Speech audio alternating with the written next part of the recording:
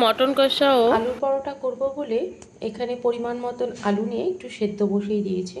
আমি আলুটা একটু লবণ দিয়ে সেদ্ধ করছি। আপনারা অবশ্যই বুঝে ব্যবহার করবেন, কতটুক ময়দা বা লোকের পরিমাণ কতটুক আপনারা করবেন সেই বুঝে আলুটা নিলেই হবে। আমি একটু বেশি করেই নিয়েছি।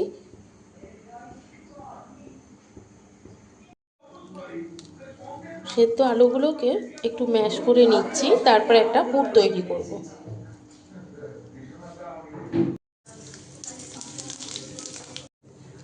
সাদা জিরে, কারি পাতা আর টমেটো দিয়ে নুন হলুদ মিষ্টি দিয়ে ভালো করে একটু মশলাটাকে কষিয়ে নেব।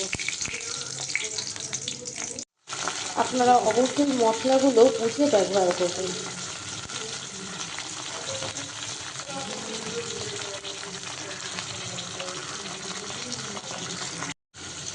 একটু লবণ দিয়েছি, মিষ্টি দিয়েছি আর জিরে গুঁড়ো দিয়েছি। এবার ভালো করে টমেটোটা গলে যাওয়া পর্যন্ত একটু কষিয়ে নিয়ে তারপর আলুগুলো দিয়ে ভালো করে নেড়ে নেব। তাহলেই পুরটা তৈরি হয়ে যাবে। আর নামানোর আগে একটু ধনেপাতা দেব। এবার আমি ম্যাশ করে রাখা আলুগুলো দিয়ে দেবো আর সঙ্গে ধনেপাতা দিয়ে ভালো করে নাড়িয়ে নেব। সবার শেষে 2-3টে লেবু পাতা দিয়ে একটু ঢেকে রাখবো, তাতে কী হবে, সুন্দর গন্ধ আসবে, খেতেও ভালো লাগবে। আর এটা সম্পূর্ণ নিরামিষ। আপনারা চাইলে এতে একটু আদা দিতে পারেন। আমি আদাটা একদম শেষে দেবো, আপনারা মশলার সঙ্গেও দিতে পারেন।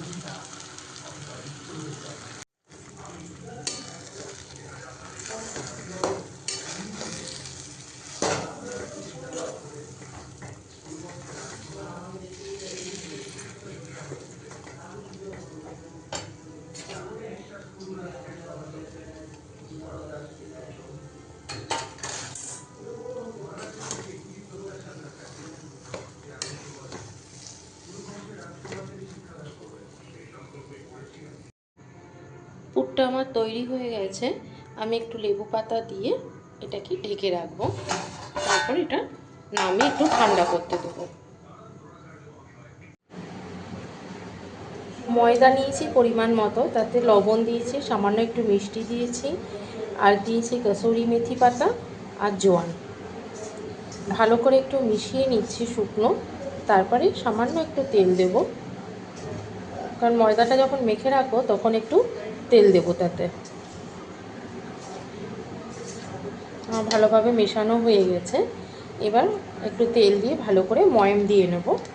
তারপর আমি অল্প অল্প জল দিয়ে একটা সফট ডো তৈরি করব।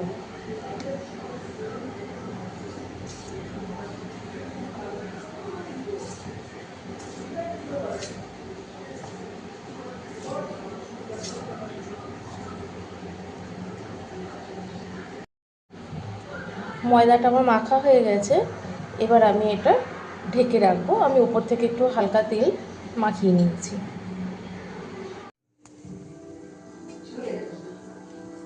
ময়দাটা কত সফট হয়েছে দেখুন। আমি এরকম লেচি করে নিয়েছি। এবার আমি এতে পুর ভরবো। পুরগুলোকেও আমি গোল করে নিয়েছি।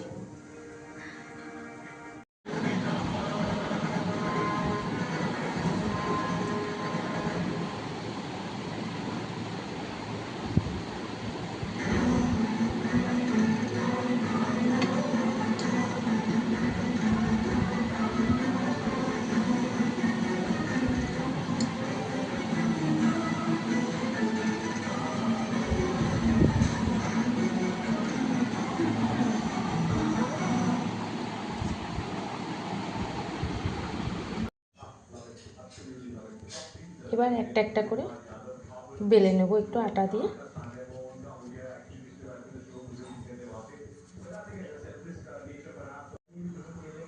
পুরটা পরোটা সব জায়গাতে ছড়িয়ে গেছে। দেখুন, খুব মোটাও করিনি আবার খুব পাতলা করেও বেলিনি। এবার এটা হালকা তেলে সেঁকে নেব।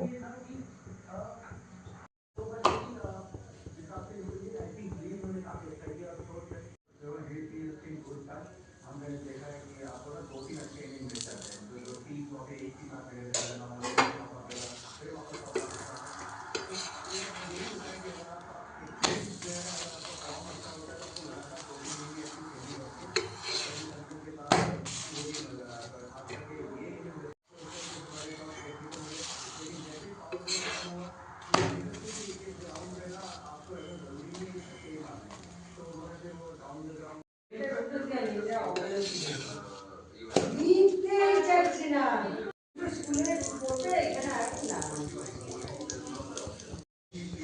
সুন্দর ফুলে উঠেছে দেখুন। আপনারা চাইলে এটা ঘি অথবা বাটার দিয়েও ভাজতে পারেন।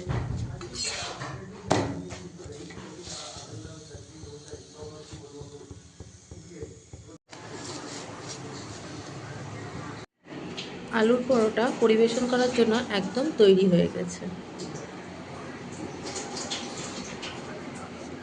এবার মটন কষা করব, তাই এখানে 300 মতন মটন নিয়েছি। আমি পরিমাণ মতো নিয়েছি, আপনারা বুঝে যতটুক লাগবে ব্যবহার করবেন। ভালো করে ধুয়ে নিয়েছি। তারপরে আদা রসুন বাটা দিয়েছি, ধনে গুঁড়ো, জিরে গুঁড়ো, লঙ্কার গুঁড়ো, আর দেব একটু গরম মশলার গুঁড়ো, একটা তেজপাতা একটু ভেঙে দিয়েছি। মশলাগুলো আপনারা আপনাদের মাংসের পরিমাণ অনুযায়ী ব্যবহার করবেন। আমি এখানে সবই 1 চামচ করেই নিয়েছি, আমার যতটুক লাগবে। একটু হলুদ দিয়েছি, একটু লবণ দেব, দিয়ে ভালো করে মেখে নেব। খুব অল্প মশলাই ব্যবহার করছি দেখুন, আর খেতে ভীষণ ভালো লাগবে। অল্প মশলাতেও রান্না খুব ভালো করা যায়। সামান্য একটু চিনি দিয়েছি, সামান্য একটু দিয়েছি। এবার ভালো করে পুরো মাংসটার সাথে মশলাগুলো মেখে আমি 10 মিনিটের মতো রেখে দেব। ততক্ষণে আমার পেঁয়াজটাও হালকা আঁচে ভেজে নেব। দেখুন এইভাবে আমি ভালো করে মাংসের সঙ্গে সমস্ত মশলাটা মেখে নিচ্ছি। তো মৌমিতার খাদ্যবিতানের রেসিপিগুলো আপনাদের কেমন লাগছে অবশ্যই কমেন্টে জানাবেন। ভালো লাগলে লাইক করবেন, আর বেশি বেশি করে বন্ধুবান্ধবদের মধ্যে, আত্মীয় স্বজনের মধ্যে শেয়ার করবেন। চ্যানেলটিকে সাবস্ক্রাইব করে রাখবেন আরও অন্যান্য রেসিপি পাওয়ার জন্য। দেখুন এবার আমি একটা বড় সাইজের পেঁয়াজ দিয়েছি, সেটাকে একটু ভালো করে হালকা ভেজে নেওয়ার পরে আমি এখানে গোটা গরম মশলা দিয়েছি। এবার আমি মাংসগুলো এতে দিয়ে দেবো, দিয়ে ভালো করে একটু কষিয়ে নেব। মাংসটা একটু কষা কষাই রাখবো। দেব মাঝারি সাইজের একটা টমেটো আর 2টো কাঁচা লঙ্কা আমি ছিঁড়ে দিয়েছি। ভালো করে পুরো মাংসটা কষিয়ে নেব। আমি একটু আলু দিয়েছিলাম, আপনারা চাইলে আলুটা বাদও দিতে পারেন। পাঁঠার মাংস খেতে বা খাসির মাংস খেতে আমরা কম বেশি সকলেই ভালোবাসি। দেখুন আমি আগের বারটা বাটা দিয়েছিলাম, এবার একটু আদা রসুন পেস্ট ব্যবহার করছি। আপনারা চাইলে হাতেও বেটে নিতে পারেন। এবার ভালো করে মিশিয়ে দেব আর একটু ঢেকে রান্না করব। আশা করছি আপনাদের সকলেরই রেসিপিটা খুব ভালো লাগবে। এটা আলুর পরোটার সঙ্গে খেতে ভীষণ ভালো লাগে। অবশ্যই করবেন এবং কমেন্টে জানাবেন কেমন হয়েছে। আমার অন্যান্য আরও অনেক রেসিপি আছে। যারা এতদিন ধরে আমাকে সাপোর্ট করেছেন তাদের সকলকে ধন্যবাদ। যারা নতুন দেখছেন আশা করছি তারাও পাশে থাকবেন।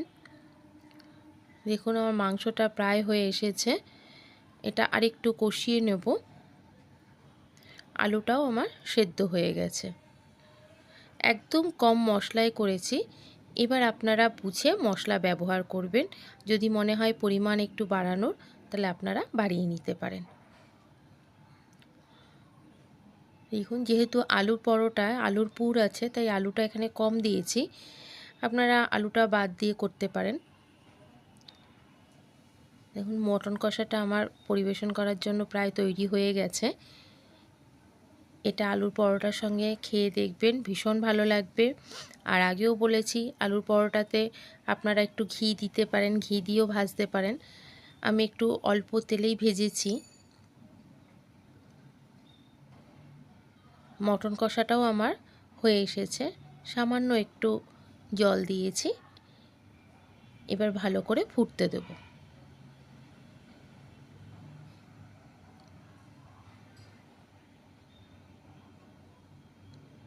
শাহি গরম মশলা ওপর থেকে একটু ছড়িয়ে দেব নামানোর আগে। আমি মাংসটা মাখার সময় একটু গরম মশলা দিয়েছিলাম, আর যখন আমি রান্না করছিলাম তখন গোটা গরম মশলা ফোড়নে দিয়েছিলাম। সেখানে জায়ফল ছিল, জয়িত্রীও ছিল, আর একটু গোলাপের পাপড়ি ছিল। এতক্ষণ সাথে থেকে সম্পূর্ণ ভিডিও দেখার জন্য আপনাদের অসংখ্য ধন্যবাদ।